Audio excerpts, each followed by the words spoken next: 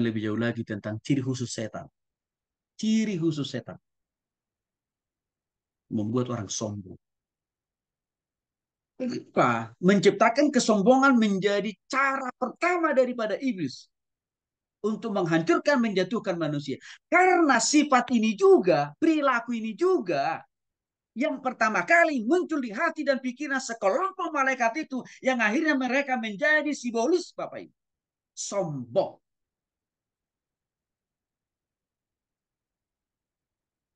Yang akhirnya mereka jatuh dalam dosa. Jatuh dalam dosa. Dan ujungnya apa? Dihukum Tuhan mereka turunkan ke dunia ini. Diganti nama mereka tidak lagi menjadi malaikat Tuhan, tapi menjadi simbolis. Maka artinya apa Bapak Ibu? Virus kesombongan yang ada di hati dan pikiran orang. Itu adalah bentuk cara kerjanya iblis sebenarnya. Yang ini supaya apa? Menjatuhkan kita dan menghancurkan kita sebenarnya. Karena iblis itu tidak rela. Hanya dirinya sendiri dan kelompoknya yang jatuh dalam kesombongan. Tapi dia mau menarik sebanyak mungkin orang. Membawa sebanyak mungkin orang.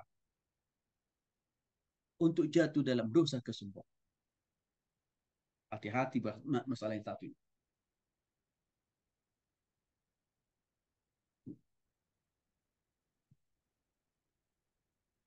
Untuk itulah banyak ayat Alkitab menjelaskan dampak akibat daripada dosa kesombongan. Bahkan kita Amsal menuliskan kesombongan awal muasal daripada kehancuran. Kesombongan awal mula daripada kejatuhan.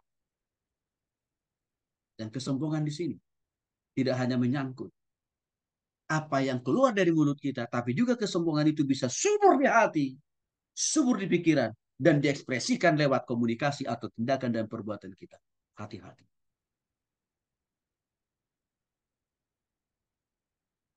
Lawan kata kesombongan adalah kerendahan hati.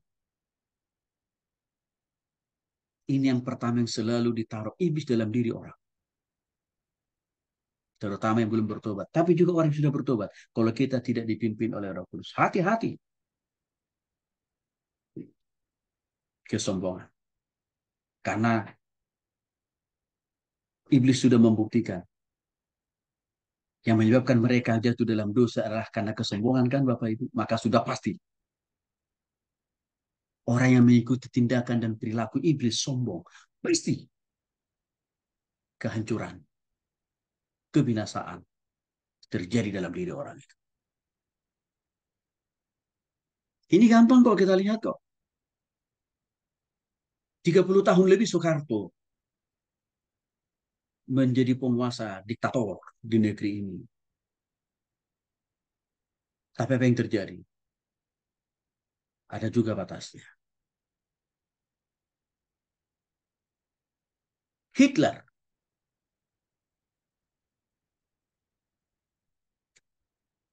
selalu menganggap paling hebat, paling kuat dari semua tentara yang ada di dunia ini. Hancur juga. Komunis yang meniadakan Tuhan dan keberadaan agama.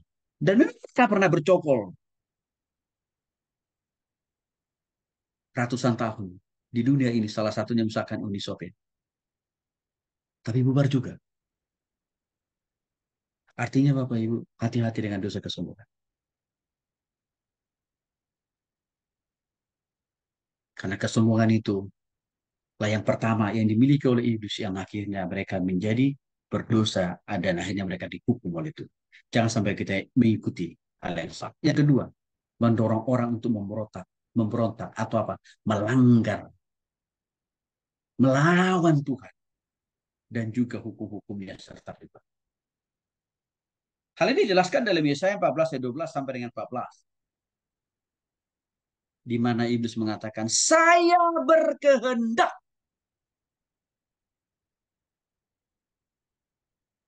ingin menyamai Tuhan bahkan melebihi Tuhan. Saya berkehendak."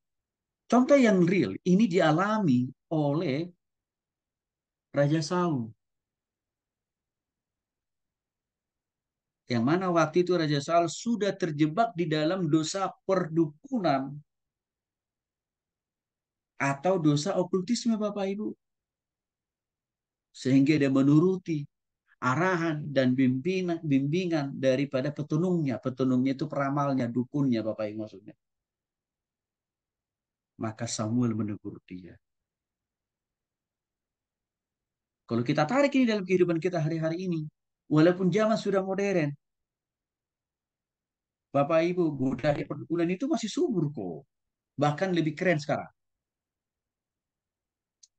Kalau dulu kan sifatnya caranya manual. Artinya apa? Orang kalau datang mau berubah ke dukun harus tatap muka kan Bapak Ibu ya. Tapi kalau sekarang bisa lewat Zoom. Tuh, terjadi ke itu Bapak Ibu. Bahkan dipublish sekarang di YouTube ataupun juga di TikTok. Untuk tidak apa? Mempengaruhi orang, menarik orang. Ih, buktinya berhasil loh. Dukun yang itu sakti tuh. Yang tadinya orang itu gak dapat juru, dapat juru. Yang tadinya orang itu orang miskin tapi orang kaya raya. Ah, dipublish kan? Artinya apa? Budaya perdukunan itu subur bahkan memakai media teknologi informasi kok. Bahkan seringkali juga nama mereka mengalami bahkan mengikuti perkembangan zaman. Di mana dukun sekarang sering juga menyamakan dirinya seperti paranormal lah atau sebutan lain apa? Orang pinter. Bayangin Bapak Ibu, paranormal orang pinter tuh. Jangan sampai juga kita ikut-ikutan. Ya, hal itu. Contoh yang lain lagi saya kasih tahu. Orang yang mempercayai ilmu perbintangan loh Bapak Ibu. Yang disebut dengan istilah ada Scorpio, Libra, Taurus. Hati-hati. Itu perpanjangan tangan iblis di zaman modern ini untuk mempengaruhi pikiran orang sehingga tidak lagi percaya total kepada Tuhan tapi lebih percaya kepada si iblis. Dan anak-anak muda zaman ini banyak mempercayai itu bahkan mempertahankan itu. Termasuk juga dengan ramalan-ramalan yang lain. Ciri yang ketiga daripada si bolis itu adalah tukang fitnah, tukang pengadu domba, tukang pembuat penyebar berita hoax.